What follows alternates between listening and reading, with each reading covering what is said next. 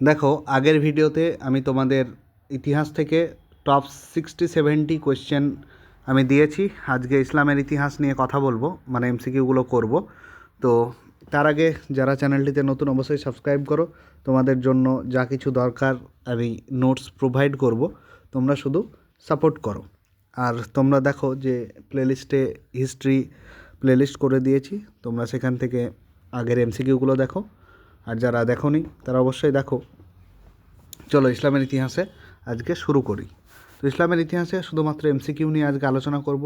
তোমাদের সাজেশন দিয়ে দিয়েছি, 2026 সালের সাজেশন, ঠিক আছে? আর যারা নতুন দেখছো তারা অবশ্যই দেখো, কমেন্টে হোয়াটসঅ্যাপ গ্রুপ আছে, সেখান থেকে যুক্ত হয়ে যাও, অথবা আমাকে 9563704349 এই নাম্বারে কন্ট্যাক্ট করো, তাহলে তোমরা সাজেশন পেয়ে যাবে। প্রথম প্রশ্ন হচ্ছে, দেখো, হজরত আবু বকর রাদিয়াল্লাহু তাআলা আনহু খলিফা ছিলেন কত বছর? সেটা হচ্ছে 2 বছর, ঠিক আছে। পরবর্তী কোয়েশ্চেন দেখো, প্রথম খলিফা কে ছিলেন? প্রথম খলিফা অবশ্যই আমাদের হজরত আবু বকর রাদিয়াল্লাহু তাআলা আনহু ছিলেন। দ্বিতীয় প্রশ্ন দেখো যে প্রথম 4 খলিফাদের কি বলা হয়? প্রথম 4 খলিফাদের বলা হয় খোলাফায়ে রাশিদিন। পরবর্তী কোয়েশ্চেন, যে নতুন ইসলামী সাম্রাজ্য প্রতিষ্ঠাতা, প্রকৃত প্রতিষ্ঠাতাকে, সেটা হচ্ছে হজরত আবু বকর রাদিয়াল্লাহু তাআলা আনহুকে বলা হয়। এখানে তোমাদের 2 নম্বরেরও কিছু প্রশ্ন আমি আনছি, সেগুলো তোমরা দেখো। তারপরে দেখো যে পারস্য শাসনকর্তা হরমুজের সঙ্গে মুসলিমদের সংঘর্ষ হয়, সেটা কোন যুদ্ধে? সেটা হচ্ছে শিকলের যুদ্ধে। তারপর দেখো, হজরত আবু বকর রাদিয়াল্লাহু তাআলা ইন্তেকাল করেন কত সালে? এখানে উত্তরটি হয়ে যাবে 634 সালে, অপশন সি। নেক্সট কোয়েশ্চেন, ভণ্ড পৈগম্বরদের দমন করেন কে? মহাবীর খালিদ, ওসমান, হজরত আলী, কোনোটাই নয়। এখানে সঠিক উত্তর হয়ে যাবে মহাবীর খালিদ। এরপর দেখো, হজরত আবু বকর রাদিয়াল্লাহু তাআলা আনহুর পিতা ও মাতার নাম কি? সেটা হচ্ছে পিতার নাম, প্রথমে পিতার নাম দেখো ওসমান, আর মায়ের নাম হচ্ছে দেখো সাম্মা খায়ের সাম্মা। তারপর দেখো, সাইফুল্লাহ উপাধি কে লাভ করেছিলেন? খালিদ বিন ওয়ালিদ। 3 নাম্বার, হজরত আবু বকর রাদিয়াল্লাহু তাআলা আনহুর আমলে রোম সম্রাট কে ছিলেন? সেটা হচ্ছে হিরাক্লিয়াস। তোমরা যে কোনো সালের টেস্ট পেপার তুলে দেখো, এই সমস্ত কোয়েশ্চেনই আছে, আর এই সমস্ত প্রশ্নগুলোই তোমাদের এসছিল। তারপর সিদ্দিক কাকে বলা হয়? সিদ্দিক তো জানি যে হজরত আবু বকর রাদিয়াল্লাহু তাআলা আনহুকে বলা হয়। কেন বলা হয়? এখানে প্রশ্ন যদি আসে যে হজরত আবু বকরকে কেন সিদ্দিক বলা হয়, সেটা হচ্ছে তিনার যে সত্যবাদী যে কোয়ালিটিটা ছিল বা গুণটা ছিল তার জন্য। দ্বিতীয় অধ্যায় থেকে দেখো, মানে খলিফায়ে রাশিদিনের দ্বিতীয় অধ্যায়। হজরত ওমর রাদিয়াল্লাহু তাআলা আনহু ছিলেন কত নম্বর খলিফা? সেটা হচ্ছে 2য় নম্বর খলিফা, দ্বিতীয়। 2 নম্বর, হজরত ওমর রাদিয়াল্লাহু তাআলা আনহু খেলাফত ছিলেন কত বছর ধরে? সেটা হচ্ছে 10 বছর ধরে, অপশন বি। 3 নাম্বার, হজরত ওমর রাদিয়াল্লাহু তাআলা আনহু চালু করেন, কি চালু করেন? অবশ্যই আদমশুমারি চালু করেছিলেন। 4 নাম্বার, পারস্যের রাজধানী কোথায় ছিল? পারস্যের রাজধানী ছিল তোমার, এখানে উত্তরটি হয়ে যাবে মাদাইন।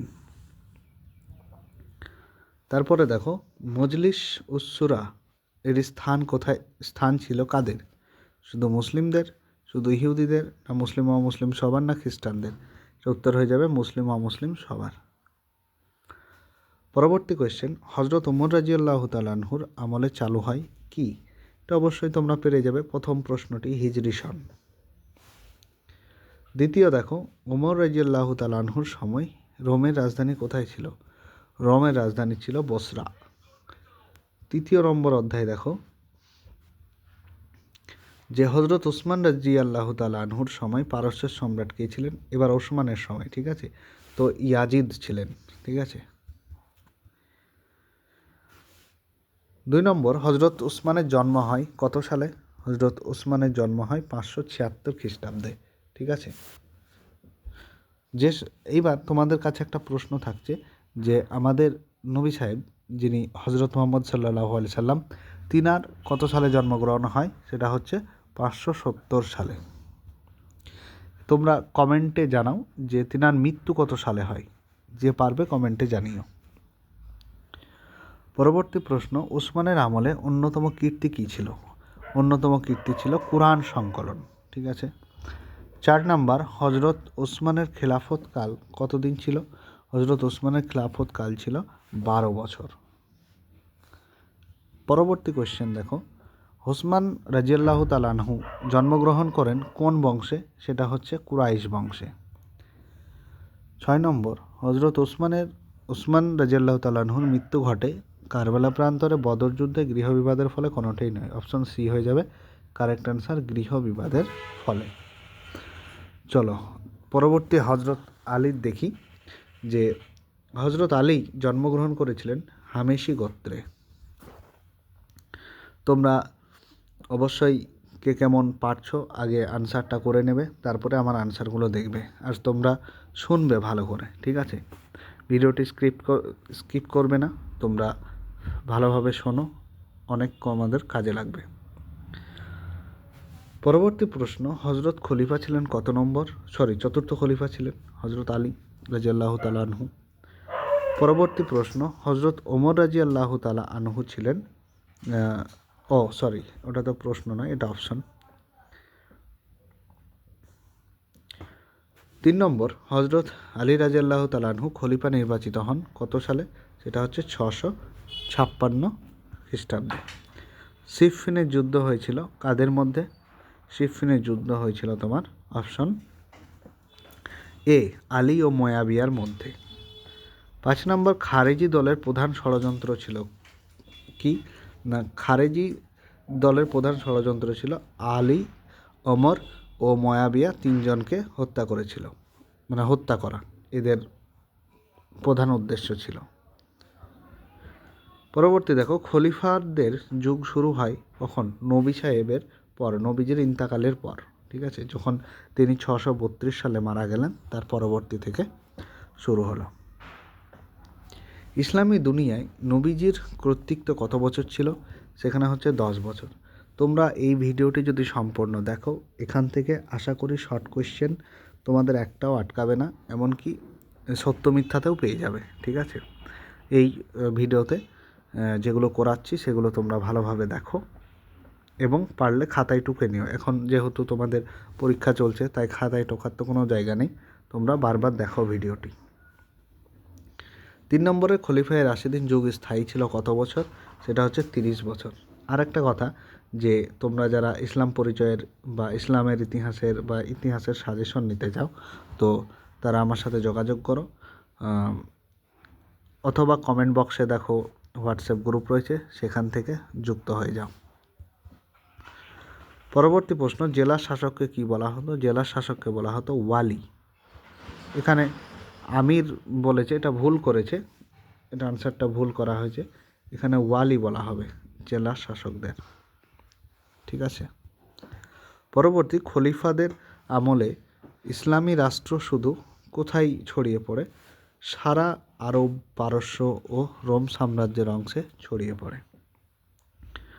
পরবর্তী কোয়েশ্চেন দেখো, যে খলিফারা স্বেচ্ছাচারী ছিলেন না, তার কারণটা কি? তার কারণটা হচ্ছে প্রথমত,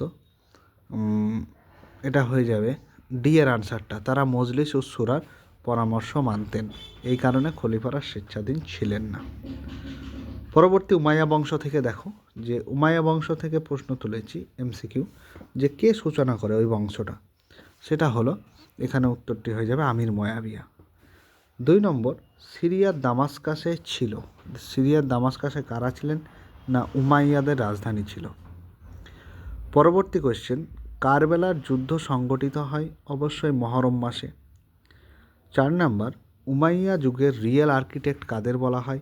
রিয়েল আর্কিটেক্ট বলা হয় আব্দুল মালিককে। পরবর্তী কোয়েশ্চেন, পঞ্চম পবিত্র খলিফা ছিলেন কে? পঞ্চম পবিত্র খলিফা, দেখো এটাও কিন্তু ভীষণ ইম্পর্টেন্ট, দ্বিতীয় ওমর, হজরত ওমর নয় কিন্তু, এটা দ্বিতীয় ওমর, ওর নামই ছিল। ঠিক আছে। তারপরে দেখো, বাগদাদে মানমন্দির প্রতিষ্ঠা করেন কে? বাগদাদে মানমন্দির প্রতিষ্ঠা করেন হারুন আল রশিদ। পরবর্তী কোয়েশ্চেন দেখো, আল ফারাজি ছিলেন কারা, কে ছিলেন? সেটা হচ্ছে চিকিৎসক। পরবর্তী প্রশ্ন দেখো, রাজতন্ত্র উত্থান হয়েছিল কার যুগে? রাজতন্ত্র উত্থান হয়েছিল আমির মুয়াবিয়ার যুগে।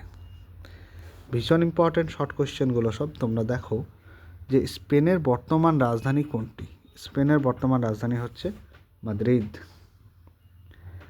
তারপর আব্বাসীয় খিলাফতের শাসনকাল শুরু হয় কত সাল থেকে? সেটা হচ্ছে 750 সাল।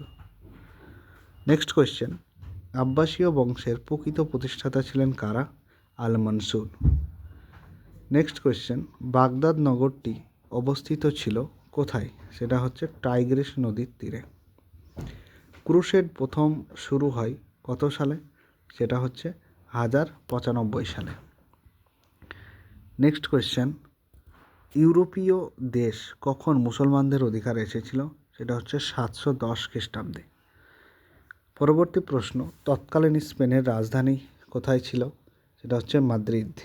না, মাদ্রিদ কর্ডোবা, এটা উত্তর হয়ে যাবে কর্ডোবা। তারপরে দেখো, আব্দুর রহমান পত্র ছিলেন কারা, কে? সেটা হচ্ছে খলিফা হিসাব। স্পেনের ত্রাণকর্তা, ভীষণ ইম্পর্ট্যান্ট থাকে, বারবার আসে প্রশ্নটি। স্পেনের ত্রাণকর্তা কাকে বলা হয়? সেটা হচ্ছে তৃতীয় আব্দুর রহমানকে। পরবর্তী প্রশ্ন দেখো, মিশরে শাসন কায়েম হয়েছিল কাদের? সেটা হচ্ছে ফাতিমীয়দের। 6 নম্বর, দিল্লি সুলতানি প্রতিষ্ঠাতা হয় কত সালে? এটা হচ্ছে 1206 সালে। পরবর্তী কোশ্চেন, আজকে এইগুলোই পুরো একটি ভিডিওতে তোমাদের ইসলামের ইতিহাস আমি শেষ করে দিলাম। এই ভিডিওগুলো দেখলেই তোমরা পরীক্ষায় 5-6টা যেটা আসে সব কমন পেয়ে যাবে। ঠিক আছে? তো চ্যানেলটিতে যারা নতুন অবশ্যই সাবস্ক্রাইব করো, পরবর্তী ভিডিও আবার আসবে।